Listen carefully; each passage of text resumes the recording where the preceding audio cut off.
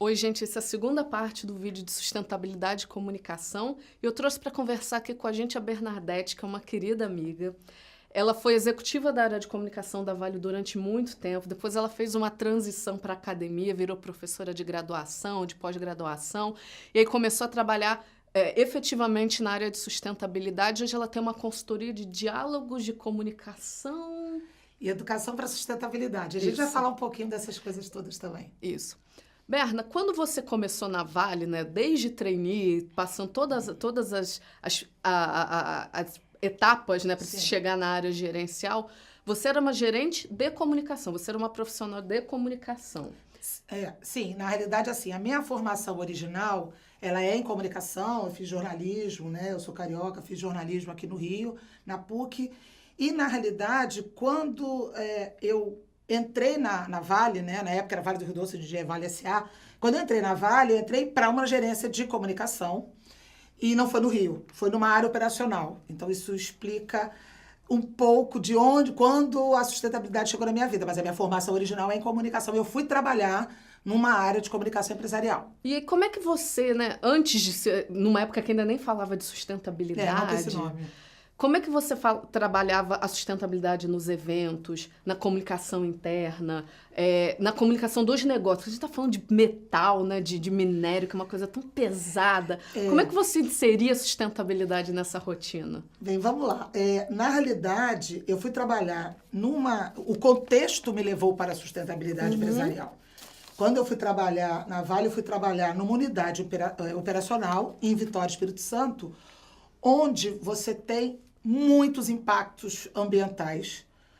Porque eu estou falando de 7 usinas, estou falando de 3 berços portuários, um ramal ferroviário e uma pressão muito grande da opinião pública da capital do Espírito Santo, né, em cima da Vale e da CST, que é uma outra grande planta industrial que fica do lado. Então, na realidade, não foi nenhuma escolha. O gerente de Vitória gostou de mim, então eu fui para Vitória, me predispus naquele momento a sair do Rio para começar a carreira em outro lugar, e não tinha a menor noção de que, na realidade, o principal eixo do trabalho de qualquer profissional da Vale, hoje, e desde sempre, na verdade, eu estou falando de anos 90, no Espírito Santo, é você mostrar que a empresa é ambientalmente sustentável. Okay? Esse era o grande desafio. E se a gente for pensar em outras áreas, por exemplo, assessoria de imprensa, mídias sociais, até mesmo relações governamentais, Sim. que um profissional de comunicação Sim. está habilitado para fazer. Como é que você pensa a sustentabilidade por meio dessas áreas? Bem, eu acho que vai depender, a gente está falando aqui de sustentabilidade a partir de um olhar que é corporativo, né? Que é empresarial. Quando a gente fala de sustentabilidade de uma empresa, a gente precisa entender qual é o drive dessa empresa para essa questão.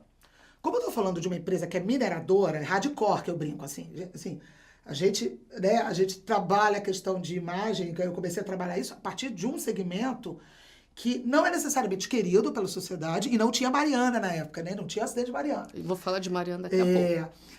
Na realidade, é um segmento que ele é duro, ele mudou muito pouco, na realidade, se a gente for observar, né? No século XIX já se fazia mineração, claro que a tecnologia, né, empregada é outra, mas assim, é um segmento bem antigo. Então, eu te diria que quando a gente fala o que as áreas podem fazer com relação à sustentabilidade, né, os diferentes profissionais de comunicação, eu diria que vai depender da pegada da empresa. Na Vale, a grande pressão sempre foi, o grande desafio para quem faz comunicação, sempre foi a gente mostrar que a empresa é ambientalmente e socialmente correta. O conteúdo de sustentabilidade sempre foi um conteúdo demandado dos stakeholders com relação à empresa. O que muda é a ferramenta que você vai utilizar. Então, por exemplo, eu fui gerente de comunicação interna, né? Sustentabilidade era um conteúdo importante, quer dizer, como é que você posiciona externamente a empresa no mercado e não engaja o seu público interno para que eles possam entender que sustentabilidade é um orientador daquele negócio, daquela empresa. Então, a pegada de comunicação interna, a gente trabalhava fortemente essa visão. Um cara de eventos, por exemplo, eu diria que a gente tem um desafio, eu falo muito de sala de aula hoje em dia, né? Até uma meia-culpa, né? Por exemplo, a gente vai ficar distribuindo mudinhas no Dia da Árvore, né, no dia 21 de setembro, de maneira absolutamente gratuita, aí você pega e dá uma muda de IP roxo pro cara que mora num quarto-sala. Qual é o sentido, né? Quer dizer, é assim, a gente vai continuar trabalhando sustentabilidade nos eventos dessa forma cosmética, rasa, clichê. Só para finalizar, vamos entrar num tema bem espinhoso, bem dolorido, né? Que há pouco mais de 1 ano e meio a gente teve um desastre muito grande aqui, que é considerado um dos maiores desastres ambientais do mundo, Sim. que não foi a Vale diretamente, foi a Samarco, mas a Samarco é uma subsidiária da Vale. E aí, se a gente for pegar também 2010, a gente teve no Golfo do México, nos Estados Unidos, um desastre também muito grande, provocado por uma empresa de petróleo que foi a BP. Em comum das duas, né, foi um gerenciamento de crise muito complicado, muito caótico. No que um profissional de gerenciamento de crise, que também está dentro do escopo do profissional de comunicação, o que o fato dele saber sustentabilidade, entender de sustentabilidade, pode ajudar na profissão dele nesses momentos de crise?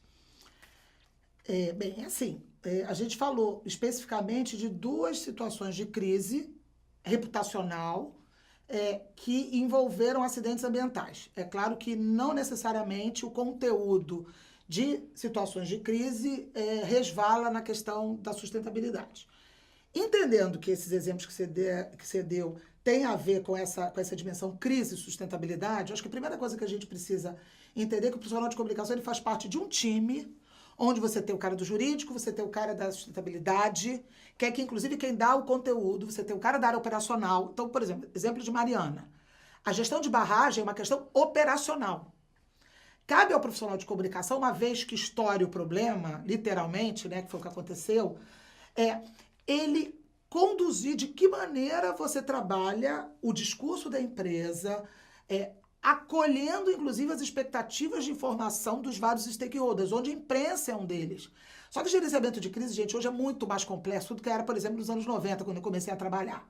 Por quê? Porque hoje você tem um ambiente fora de controle, entre aspas, da web. Eu costumo dizer que fazer comunicação corporativa hoje é muito mais complexo do que era nos anos 90.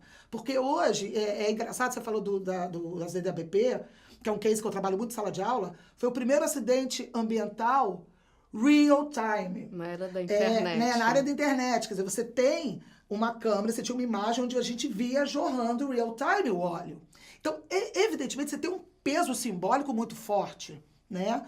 Vou voltar, por exemplo, então, e claro que isso traz um desafio muito maior do ponto de vista do profissional de comunicação, decodificar e fazer essa passagem entre o que a empresa deseja posicionar e o que é possível, e inclusive os limites legais, né, das informações, por isso que o jurídico sempre está junto, não tem como não ser assim, mas, de um outro lado, as expectativas dos públicos com relação ao que aconteceu.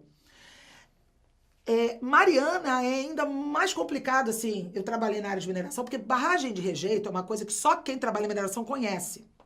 Então, exemplo, eu sou carioca e dei aula em universidades, dou aula em universidades aqui do Rio. Um carioca típico não sabe o que é uma barragem de rejeito, porque a gente não tem atividade mineradora no Rio de Janeiro. E a barragem de rejeito é o maior dos pesadelos. Eu já pilotei treinamentos de gestão de crise, onde o nosso case, trabalhado em sala de aula, era estouro de barragem. Então, o pesadelo aconteceu. Aquela situação paradigmática de a pior crise possível, a pior situação de impacto num local aconteceu.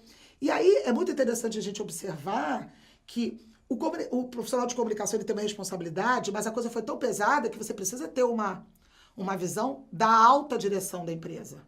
Se a alta direção, porque treinamento todo mundo tinha, manual, isso eu digo porque eu conheço bem a Vale, né? Todo mundo tinha, todo mundo estava treinado, os manuais existiam. Mas se você não tem uma alta direção que dá o tom de até onde eu faço um disclosure do problema, quer dizer, até onde, né, a empresa vai no sentido de se mostrar aberta e transparente para resolver o problema, o profissional de comunicação ele fica meio de mãos atadas.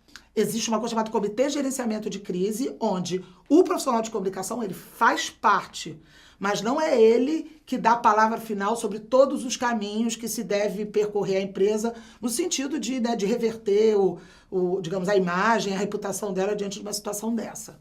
Entendi. Obrigada, Bernadette, acho que aprendi bastante sobre mineração hoje. Se você gostou desse vídeo, não esquece de dar um like nele. Se você tem sugestão sobre outras profissões que podem estar nessa temporada, não esquece de comentar dando a sua sugestão. Então, curte a gente aqui e curte a gente nas redes sociais. Tchau! Gostou do vídeo? Legal Sustenta Aí, né? Eu adorei ficar aqui também. Queria agradecer a Ju pelo convite. E se vocês quiserem ver outras profissões, é só deixar o recadinho de vocês. Valeu!